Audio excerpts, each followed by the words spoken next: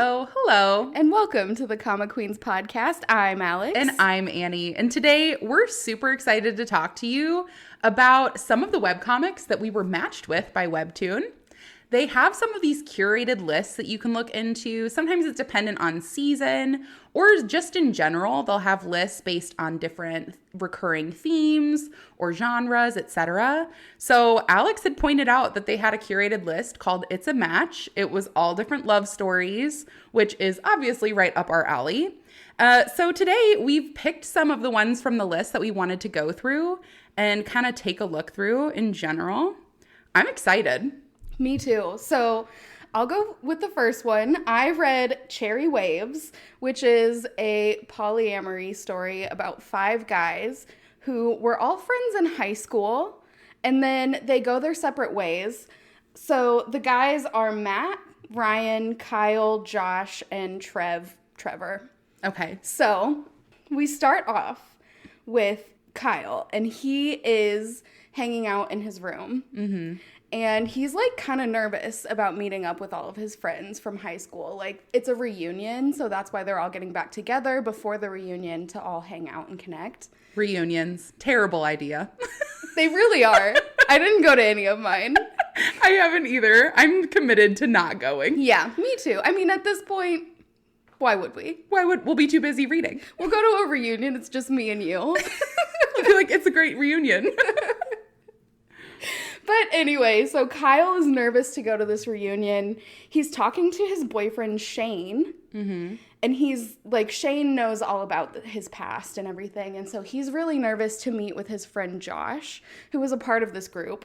And we don't really know why he's like nervous to meet Josh again. But he's just like really anxious about it, doesn't want to do it. So Shane says, you know, it's okay, I'm going to go, I'll be with you, and I'll be there to support you, and everything will be fine. Yeah. So then we cut. He's knocking on the door of Ryan and Trevor's apartment. So they still live together. Mm-hmm. So they're still friends. And he expects one of those guys to answer the door and let him in. Mm-hmm. And he doesn't think that Josh is going to be there because Josh said he couldn't come on time. He was going to come late. Uh-huh. But who answers the door? But Josh. So Kyle and Josh have like their first kind of awkward intro where they're like, oh, hi, it's good to see you. And then they just keep kind of going on about it. Pretty ingenuine. Yeah, like, and you can tell, like, they were all friends. They were all really good friends before. Mm-hmm. So you know that something happened to make them, like, strained because they were, like, so they all connected in different ways, and it goes into that throughout the story of how they all came together to be friends. And Josh and Kyle were, like, best friends. And so something happened, but we don't know what. So then Trevor comes in and he kind of like tries to cut the tension, and they're all kind of just talking. They wait for some of the other guys to get there. We see that there's like a tense moment between Kyle and Josh, and they kind of have this like reconnection where they have like just a little heartfelt moment in the kitchen. So then we meet more of the guys. So like that's happening over there. They're in the kitchen doing their own thing. You don't get to see what happened between them still, but, like, you see that they're trying to move on and, like, get some closure and, you know, move on from this. Good for them. So next we meet Matt. Mm-hmm. So he is transgender. He's female to male. In high school, they knew him as M. Mm-hmm. So he comes in. Everyone's super excited. They greet. And they all know that, you know, this is their former friend post-transition. Yeah. Except for Matt. Or except Matt. Except Matt was really surprised. So everyone knew except for Ryan. So Ryan comes in and sees Matt and like pretends to know who Matt is because everyone else seems to know who Matt is, and he's like, "Oh, great to see you," but like, you know, reunion stuff. Yeah. But he doesn't actually know. So we all move on from that. And then there's a moment where Matt and Ryan end up going onto the roof. Mm-hmm. And Ryan confesses that he used to have feelings for M, and he's waiting for M to get there. And Matt is like, oh my gosh, do I tell him? He doesn't know. How does he not know? Do I tell him that's me? So I mean, yes. He doesn't. Oh, no! He Spoilers. doesn't. Yeah, he doesn't tell him. He does eventually tell him. Yeah. They move on from this. It's all good. But it is a funny moment where he's like, oh, I don't know what to do. And then decides not to tell him. And then it all comes out later where they're all like, wait, you didn't know? Because M used to go by Matthew when they played Dungeons and Dragons. I love that. I love it so much. And the reason that they all thought that Ryan knew is because M was in his phone as Matthew from the Dungeons and Dragons, but they just assumed that he would have put 2 and 2 together. He would have put 2 and 2 together, but he didn't. Oh, Ryan, sweet summer child. You sweet summer child. So we all move on from that. And then Josh's girlfriend comes, which also brings some new angst to the story. And we get a little bit of background about why Kyle and Josh are like on the outs. And it turns out that they were together in high school, but Kyle wasn't out. And so it ended. Yeah. And it seems like no one knows. Yeah. From this friend group that they were together, or anyone from high school doesn't know as well, except for Shane. Shane does know because Kyle has told him about this. Yeah. But still, no one from this like friend group or their high school knows that this is what happened between them. So we kind of move on. They're just like talking and chatting, like all drinking now and getting to know each other. Kyle takes a phone call from Shane, and Shane can't come. He's like having to work late, like really late. And so Kyle basically is like, just don't come tonight. You can come tomorrow. Like by the time you get here, everyone's going to be asleep anyways. Like just don't worry about it. Yeah. So that's the end of the season. And then there has been one episode of the new season, and now it's on hiatus again. But the episode of the new season is Matt and Kyle waking up in bed together and not knowing like what happened. And that's the cliffhanger that I'm left with. Oh my gosh. When was it last posted? So it was last posted in January. Oh my gosh. So I'm not sure, I don't think there was a specific post on why they're not posting anymore or when they will be posting again. So I hope that everything is all right with the artist and that they will get to be posting soon, because I love this story. All of the guys are so cute, and it's similar to Boyfriends, where it's like bubblegum pop, but the art style is a lot different than like the kind of cotton candy fluff, almost chibi style. This is like a more traditional style, but they're still like all pinks and really nice colorful, and I just love them. It's a little hard to keep track at first of all of the different characters, but there's a helpful cheat sheet at the end of every episode that's called the meet cheat. That is so nice. And it's got all of the guys so that you can like really get to know them. Honestly, I feel like I need a meet sheet for like every webcomic that I read. Yeah, me too. That would be really helpful. I know. I would need it so much. There's so many names constantly bouncing around in my head, let alone when I'm reading one webcomic. Yeah. So, I mean, kudos right there to the creator, because that's a game changer. But honestly, it sounds really cute. It is really cute. I recommend it. I will say, we saw this curated list, and I was like, All Colors of Snow is on here. Yes. Sold. Yeah. I'm going to love anything on here. That's why we picked this list instead of some of the other curated lists that we saw. Well, that including the fact that they did have one about thrillers, and I was like, I can't do a thriller right now. My heart can't handle it. Yeah, I did want to do that one, but we can do that later. Yeah, we'll do it later. It's fine. Well, I'm super excited to talk about one of the first ones that I read. This one is called Punderworld, and it's actually been on our list for a really long time. This was just like the affirmation that I needed to say, like, you need to read it now. So this is like the push that just sent me in the right direction. But Punderworld is a fantasy romance. It is basically the story of Hades and Persephone, a retelling by this creator's point of view. It is 53 episodes, and they release it 1 to 2 times a month. I will say it's the same creator of Bloodstain, which has also been on my to-read list. So it's been just like kind of in the back of my mind. But it seems like this one is kind of more of like a side project since Bloodstain is a lot more of like the mainstream. It's in originals, so it has like a release calendar and things like that. Makes sense. If you're interested in Bloodstain also, it's about a mad scientist and the love story between them and their assistant, which I think is really cute. So anyways, this does follow Hades and Persephone in basically a retelling of the Greek mythology of their love story. I will say I'm a noob. I know that Hades and Persephone stuff is everywhere. I've read none of it. I don't know the Greek mythology of it at all. I was asking my husband, I was like, do you know this? And he's like, yes. How do you not know this? It's everywhere. But it was kind of nice to go in with fresh eyes. Yeah, that's fun. I'm really excited to hear about this one because, you know, I love Hades and Persephone stuff. I know. I've read multiple things, webcomic and books. Well, now Lore Olympus is over too. So maybe this will convince you to read a new one. Yeah. But anyways, the story opens up. It's basically a quick introduction into Hades himself as ruler of the underworld. He basically clears up this misconception. He's like, everyone thinks I'm the god of death. It's just such an inconvenience. That's not true. Because there's an actual god of death. I just rule the underworld and I make sure that people can like move forward and like find their closure, etc. And he like keeps order to everything. Yes. So basically he's kind of like the death accountant is kind of how they show him. Like everybody comes in, tells them their cause of death, and he tells them like where to go in the underworld to find their like peace or whatever.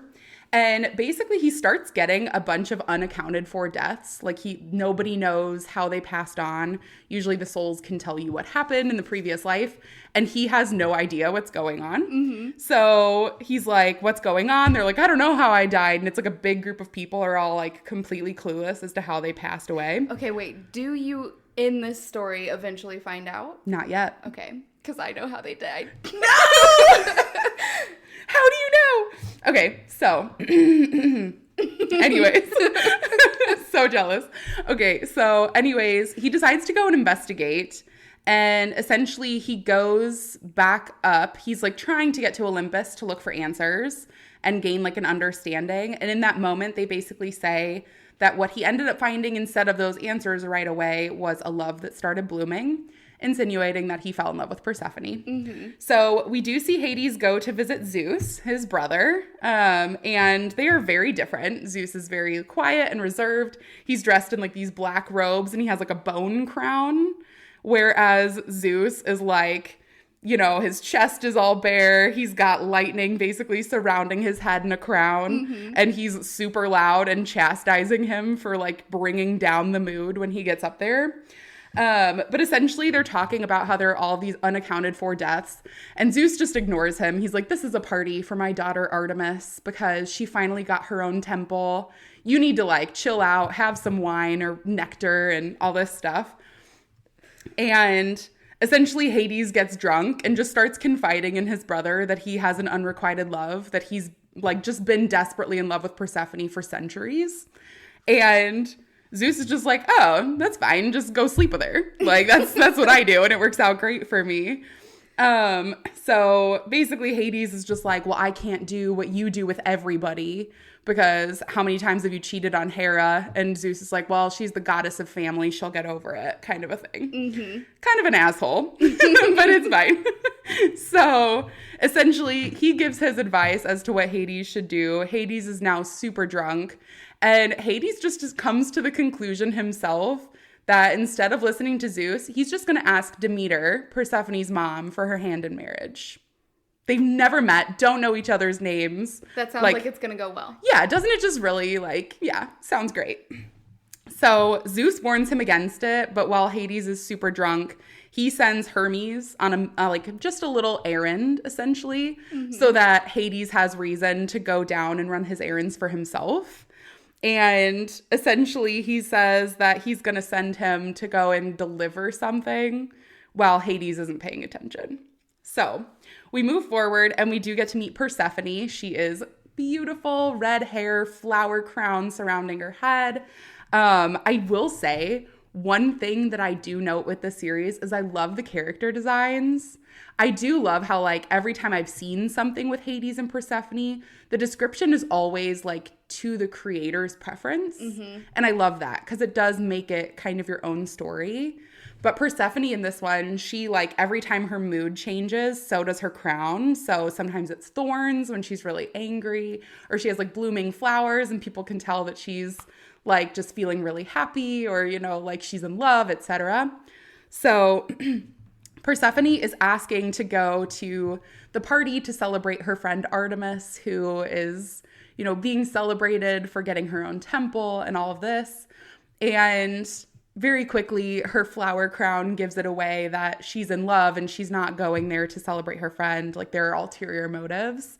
So Demeter puts her foot down. She refuses to let Persephone go. She says, we have way too many things that we have to tend to here on Earth. Like, we're important here. You know, you're the goddess of spring and life and all these things. And, you know, I'm the goddess of harvest. We have to keep everything afloat down here. And, you know, just know that you've contributed to the party because you're the person who allows for them to get their nectar. So essentially you contribute to the party whether you're there or not. This does not go over well with Persephone. She's sick of feeling controlled and just trod down upon by her mom. And essentially in their huge argument, Persephone just leaves. She's like, I need to go cool off, and Demeter gives her space. And Persephone goes off to the lake. Meanwhile, who else is at this lake but Hades? Because he's sitting there trying to figure out how he's going to ask Demeter for her hand in marriage. And in a drunken stupor, as he sees Persephone leaving, he decides to follow her. So as he walks over, he does notice that Persephone is looking at this chariot that is there.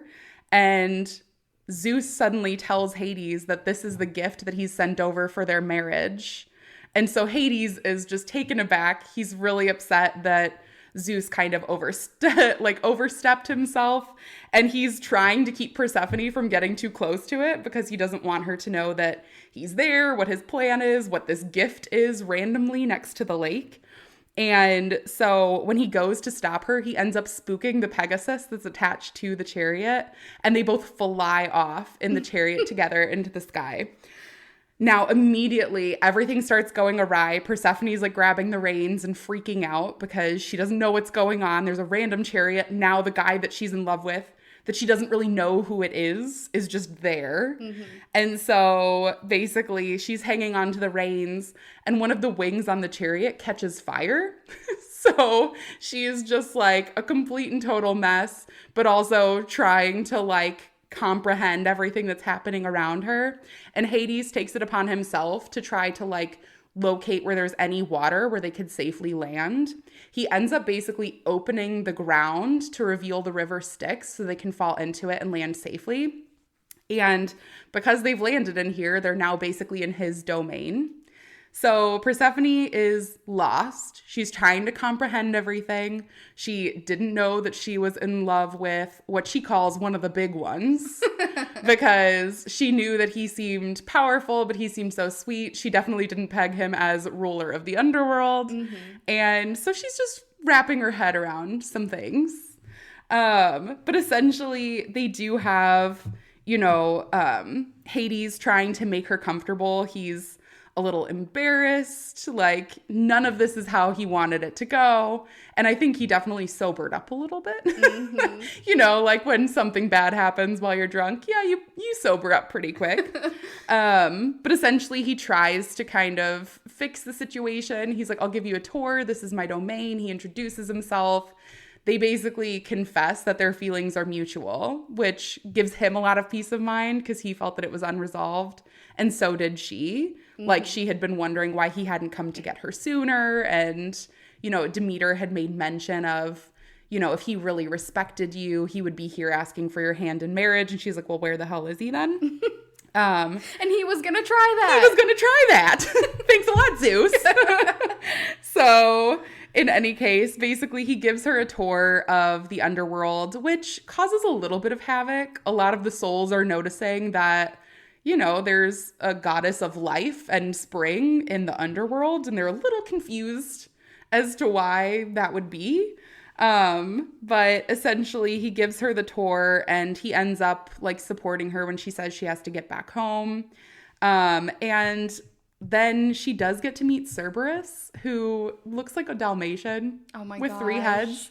It's like my favorite character design ever. He's literally just a dog, and I love it so much. It's so cute.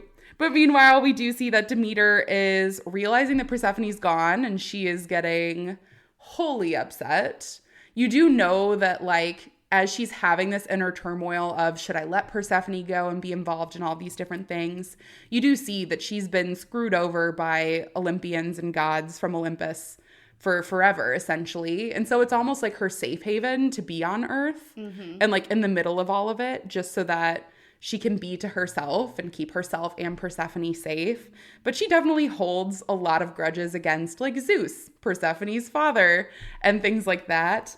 Obviously, we don't have to get into all of the very messy family situations in Greek mythology, because just in the little bit that I've looked up, I'm like, why do these all link back to like the same people? And then technically, isn't like that Hades' niece? We don't have to go that far. Yeah.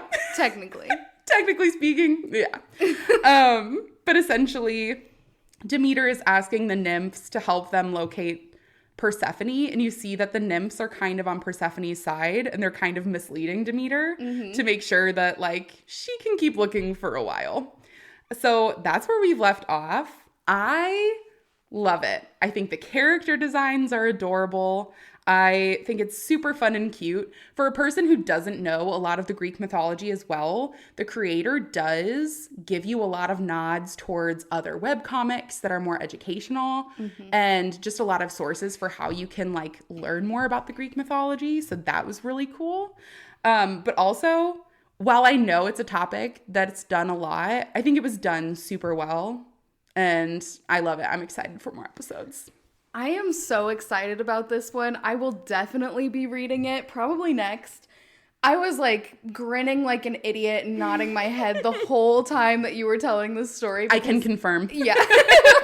Because I love this story so much, and I haven't even read it, but I know like references that you said were in like other books or the other webcomics that I've read about it. So yeah, definitely gonna add that one to the top of my list. It is very cute, and it's a super quick read. Again, like this isn't the creator's main focus since it's a Canvas series, but they pull no intricacies. It is honestly such a beautiful webcomic.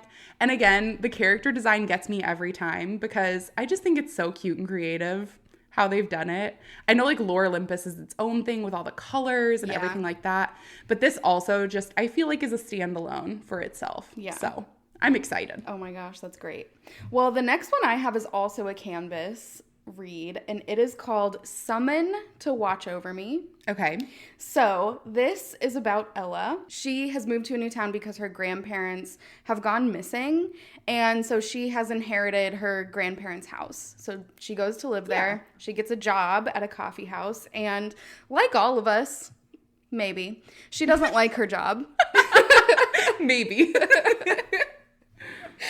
And I mean, I don't have a job right now, so. My job is book. My job is book. So I do like my job. If that was my only job, I'd like my job. Yeah. But anyway, she's kind of bored there. Like, she doesn't really know anyone. And so she's like trying to look around town and see kind of, you know, what there is to do. And right next to the coffee shop that she works at, there is an antique store. So she goes into this antique store. She's looking around.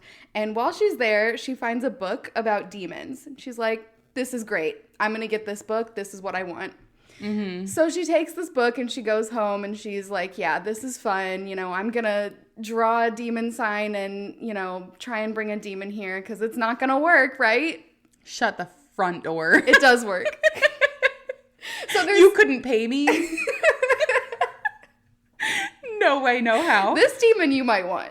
Oh, okay. Well, you've piqued my interest. I'll take your word. He's purple, but he's huge. Selling points. Like big, muscular, not and tall. He's like 9 feet tall. He's purple and huge. Oh my gosh. She comes up to his waist. Okay. Okay, getting sidetracked. So, she summons a demon. Okay. There are, various demons you can summon with different signs. She ends up summoning a demon for companion. Aw, that's pretty heartfelt. No, it's not. Oh, because okay. Thank you for that segue. Thanks. Because so then we meet Samson. He's the demon who was summoned. She's like, oh shit, it worked. How do you unsummon? Yeah, this is not exactly what I thought would happen. And he's here. He's like, great, we're going to hook up and then I can go home. And he's like, she comes up to his waist. Mm-hmm. So she's like, no, thank you. I politely decline. Thank you, but no. Gracefully? No.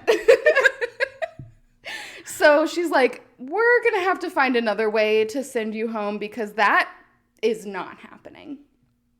So. Poor guy.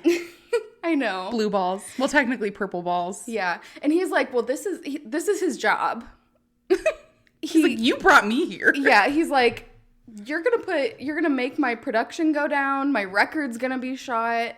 Like, we got to get this taken care of as quick as possible. Yeah. He's like, I got more work in the queue. I need to go home. So she also like makes him all of these clothes like out of the curtains in the house because he's so big and he's wearing like a tarp. Poor Samson. I know. He really got the shit end of the deal. He really did.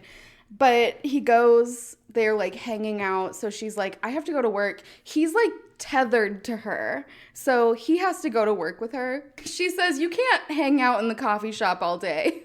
So go in the back alley. Oh my gosh. So he's sitting in this back alley and the guy who owns the antique shop comes out, sees him, freaks out and calls the cops. So then he goes and hides in the coffee shop. And a surprising amount of people are not scared or surprised that there's a demon around. They just treat him like it's an everyday occurrence to see a demon. Do they like think he's in costume? No. They're like aware he's a demon and they're just like, that's chill. Yeah. Okay. So they're trying to figure out a way around hooking up for him to go home. Mm-hmm. She's like, okay, I need to figure out who used to own this book because maybe they'll have more information or maybe they'll have a different book. Mm-hmm. So she goes back to the antique store and is like, hey, I need to know who brought this book here. Mm-hmm. So he ends up telling her.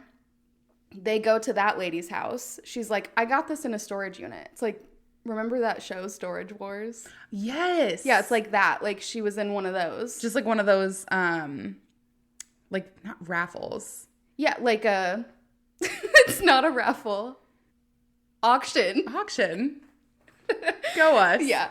So she got it in an auction. So she's like, I don't really know anything about this. I have like one other book I can give you, but that's pretty much it. Mm-hmm. So then she's like, okay, great. This was a bust. So then she's like, I need to figure out who originally owned this storage unit. So they go to the storage unit place, try and figure that out. Of course, the storage unit guy is like, this goes against our policy. You can't just know who owns these storage units.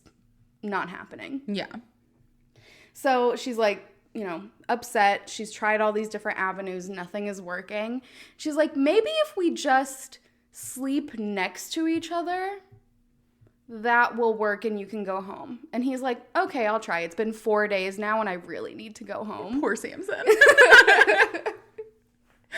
And so they're like sleeping next to each other on the floor. He like makes this giant blanket fort basically with all these pillows and everything because the guy at the antique store has been like, have you tried to woo her? Like maybe if you woo her then she'll want to hook up with you and you can go home because everyone knows that he's a companion demon and like what he needs to do to go home. So they're hanging out in the room and they're like looking at different books and in a book they find a key. It's like an old key, like a skeleton key almost. So they're trying to figure out what this key goes to. They go around the house and like try and open every single door. Mm-hmm. Then she's like, maybe it's for the storage unit. Oh my gosh. And as they're walking outside, they see a cellar and it's locked. So they open this cellar and they go down into the cellar. There's an entire living room down in this cellar. Tons and tons of books, all about demons. You see a giant summoning circle on the floor. And this is her grandparents' house. She knows that her grandparents are, like, one's an anthropologist and one's an archaeologist. They traveled a lot, which is how they disappeared. Yeah. So now it seems like maybe they were working on something else. And there are different pages of notes where they seem to be talking about a demon that they have brought back with them multiple times. So she's like, can humans go into the demon world? Like, maybe my grandparents are there. And Samson is like, I mean, if they did, they would be very unwelcome, and I don't know if they would be able to get back. And that's pretty much where it is. So it has suddenly turned into a little bit of a mystery. Ooh. I'm very excited. It's a super cute romance. A little bit, it reminds me a little bit of like At Nomen with a little, you know, monster going on there. Yeah. But it's just like the cute version of it. Aww. I love them. They're adorable. I can't lie. I literally just looked up what Samson looks like. I was like, maybe I'd be into it. I told you, the description was bad, but I knew you would. For as much shit as I gave you, I was like, oh, okay. Okay, I get it. Yeah, you're not wrong. Well, honestly, keeping it on that super cute trend, the last one that I read for today from the It's a Match recommendations was called Golden Hour. This story was so cute. I think I smiled the entire way through. I couldn't help myself. I love it so much. The art, precious and adorable, and the coloring is perfect. So Golden Hour, obviously like sunset time, really cute, really pretty. Essentially, the story surrounds Lydia. She is a dog owner of a beautiful golden retriever named Simba. And very much so, Simba like looks like my dog Lola. So I was really happy to have a reading buddy that looked exactly like Simba. I just kind of kept like giving loving glances to my dog along the way. Aw, Lola. I know, so sweet. But Lydia is a photographer. She lives with her boyfriend, Eddie, and the love of her life, her golden retriever, Simba. And essentially, she has some work she has to go do. She essentially asks Eddie if he'll take care of Simba while she's gone. And it's kind of inferred that there's some animosity between Eddie and Simba. Like, they kind of stand at a distance from one another. On both sides. Yeah, like, I think that Simba's apprehensive around Eddie, and Eddie more just, like, couldn't care less about the dog being there. Like, the only thing they have in common is loving Lydia. So, essentially, Eddie does take Simba for this walk, like Lydia asks. And essentially, Simba's kind of acting up. He's trying to play, like, tug of war with his leash. And Eddie's just not having it. And he sees this hot girl at the park and, like, literally drops the leash to talk to this girl, and Simba runs away. I was so, like, I was angry when I read this. I was like, are you shitting me? But continuing on, Eddie ends up calling Lydia, and obviously she's extremely distraught. Like, Simba has been with her since before their relationship even started, and Simba means a lot to her. So she's just like, how did this even happen? Like, she's trying to comprehend, like, all I did was ask you to take him for a walk and now he's gone. Like, when you were with him, like, how does that happen? And Eddie's kind of tiptoeing around the situation. So you see that, like, to Lydia, everything kind of feels like it's crumbling apart. Like, she went just to go and do a photo shoot with her friend, and then all of a sudden, like, everything around her is crumbling. Meanwhile, you see this beautiful man walking down the street, just kind of minding his own business. His name is Jeremiah. He's having an extremely tough time. He's not super social. He's kind of extremely blunt. So, like, he doesn't have very many friends because he's not very good at, like, socially interacting with everybody.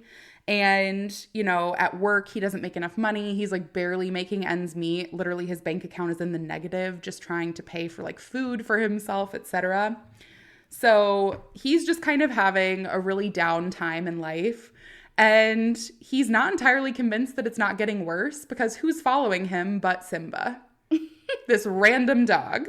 Now, Jeremiah has never taken care of a dog before in his life. He has no idea why this dog is following him, but he assumes it's because he works in food service and he smells like food. So he's like, oh, the dog will lose interest as soon as the smell wears off, whatever. But he doesn't. Simba continues following him like back to his apartment. So essentially, Jeremiah just ends up having a call with his sister. He's like, I don't know how to take care of this dog. And his sister's been concerned about him for a while. Like, he's kind of a loner. He's not doing so well financially. She's just, concerned for his overall well-being. She's like, maybe this is a sign. Like, animals are known to help de-stress you and like known to like help you in that way. So like, maybe you should just take care of this dog. He is not equipped to do so. Like, he lives up in an apartment and the dog like poops on the floor. And he doesn't have any dog food, so he just makes it a bunch of fried eggs. And he's like, sorry, I'm poor. I can't buy you dog food. Fried eggs? They can technically eat eggs. Fried eggs, probably not. But like, yeah, he ends up making fried eggs. He's like, I don't have any other food, really. Okay, now I'm thinking too, you said fried eggs, and I thought hard-boiled eggs. So honestly, hard-boiled eggs would probably be better for the dog. Because it's like all the oil and stuff that wouldn't be good for them. Yeah. So, anyways, he makes it fried eggs, and he's just like, okay, I guess you can sleep here because I'll just have to start looking for your owner tomorrow. Like, I can't keep taking care of you. I don't know what I'm doing. But essentially, they kind of form this little camaraderie of like, you can have this space. I'm here. Come to me if you need me, but otherwise stay away. So meanwhile, Lydia is a hot mess. She's looking for her dog everywhere. She's making posters, and she's really like at ends with Eddie. Like, she's just completely beside herself as to how he can prioritize it. And it's just dredging up all of these feelings of like, I could tell that you didn't really like him, but I didn't realize that the fact that you were so disinterested in Simba would mean that you would like detrimentally not take care of him to the point of me not having my dog anymore. And so it really like shatters that trust. Eddie is working like really hard. He's, telling her everything she wants to hear. Like, I'll help you find the dog. I'm so sorry. I'll make up for it. And so Lydia puts up these posters with her phone number on it, and they're circulated just throughout the town. And Jeremiah ends up seeing one and calls the number. He's like, oh my gosh, thank God. This must be the dog's name. He says Simba out loud, and Simba gets all excited. So he's like, this is it. This is the ticket. So he calls the phone number, and a guy answers. And he says, hey, I found your dog. And this person, it's Eddie, says, sorry, I don't have a dog. You have the wrong number. And hangs up the phone. So Jeremiah is completely confused. He's like, I thought I just found the owner. This poor dog is like looking for its family. I'm not a good dog owner. So like, it shouldn't stay with me forever. So essentially, like, feeling like he has no other options, he starts walking the dog to go and take him to the shelter. And he's like, the shelter will help this, Simba be reunited with his family. And when he goes to leave Simba starts whining and scratching at the glass. And so he can't do it. Like, the guilt just consumes him. And he ends up going back and he's like, fine, I'll take care of the dog until we find the owner. Oh my gosh. So meanwhile, Lydia's friend Haley ends up seeing a social media post. Haley's like a vlogger, and so she has a bigger following, especially in the area. And so they're like, hey, we saw this dog, and it looks just like your friend's dog that she's missing. And when she shows her, Lydia's like, I know exactly where they're at. So she and Eddie take a bus to go and see if they're still in the area. And they are. Jeremiah is there with Simba. And so Lydia immediately runs up. Simba's super happy to see her. She gives him a huge hug. And then she accuses Jeremiah of trying to steal her dog. She's like, how dare you try to steal my dog? He's like, I have no idea what you're talking about. Like, trust me, I didn't even ask your dog to come near me, and it just won't leave me alone. And so he tells Lydia, he's like, I called the phone number, and the guy told me that it's not their dog. Like, I'm just trying to like figure out like maybe the phone number was wrong. And Lydia immediately puts two and two together and has a really messy breakup fight with Eddie in front of Jeremiah, Simba, and everybody. Oh no. So Jeremiah is just kind of like, I don't know what to do. And Haley storms off with Simba. And then it just starts pouring raining, as if Lydia's life can't get any worse, as if Jeremiah's life can't get any worse. But where does she find any sort of shelter but underneath the awning of Jeremiah's building? So he invites them up. They have hot tea together. And Lydia honestly finds his brutal honesty extremely endearing because she's so used to her friends, like, kind of catering to, you know, making sure that she's not going to feel hurt by the things that they're saying about Eddie and, like, how bad their relationship was, etc., because they didn't feel it was their place. But Jeremiah is this random man off the street. He's like, your boyfriend was a dick. Like, he was an asshole. Who would do that, you know? Yeah. He's like, I'm not a dog person, but, like, you can't fucking walk a dog. I've never met a dog in my life, and I kept this dog safe for a day. And so she's just really relieved and, like, kind of just finds the comfort that she needs in the moment. He ends up referring her to a dog-friendly hotel nearby so that she can stay somewhere with Simba while Eddie moves all of his things out of her apartment. And when they end up getting to the hotel, Lydia realizes that she never even actually introduced herself, doesn't know the guy's name who saved Simba or anything. So as a thank you, like, a couple days later, she ends up bringing a cake over to the apartment because she remembers what apartment they were at. And she finds out that same day, Jeremiah gets notice that he's being evicted from his apartment. Oh my gosh. Because he can't afford it all. So essentially, in just, like, a nice good faith extension towards Jeremiah, she's like, you can have the guest room in my apartment. She's like, my dog trusts you enough to follow you around. And it keeps me from having to vet all of these random strangers to try to, like, find a good roommate. Mm-hmm. And she's like, so just come live with me. And honestly, Jeremiah is pretty, like, out of options at this point. Like, he has to find somewhere to move within the week. And so he takes her up on it. He moves all of his things into the apartment. He's concerned about rent because her place looks really nice. And she goes, don't worry about it. I own it. So, like, I'll be flexible on rent. Honestly, I don't like being by myself anyways. And I'll probably ask you to help take care of Simba along the way because, like, when I'm out doing photo shoots with my friend or things like that, it can get really busy and I just want to know that he's taken care of and not alone the whole time. So they form this friendship based on Jeremiah being kind towards Simba. And Jeremiah forms a friendship with Lydia and with Simba as well, mm-hmm. which, like, is just kind of a comfort that he needed. Like, he's just kind of felt like he was drowning the whole time and unable to make friends. And so now you see him kind of, like, opening up. Like, on his day off, he'll sit on the couch and Simba just, like, lays there and gets belly rubs. And he's, like, Googling, like, is this a good thing if the dog lays on its back? Like, because he doesn't know. But, you know, in a couple of episodes, you do see Lydia, like, she's out with her friend and she's asked Jeremiah to just keep Simba company. And when she looks in on, like, the cameras in the house, she sees that Jeremiah's just, like, sitting there, like, petting Simba on his belly and, like, they're having a nice time together. So it's very freaking cute. The entire series so far, it's just, like, warm and bubbly is the best way I can describe it. I will say the artist has said it's going to be a slow burn, so I've prepped myself for that already. But we obviously know kind of where it's headed. I loved this so much and the art style so much that I also read the completed series that they've made before this called Reunion. The art is almost the exact same, but obviously different characters. It is gorgeous. That is also a super quick read of 29 episodes. So if you're looking for, like, a couple different series, if you really like Golden Hour, then Reunion is another great place to go.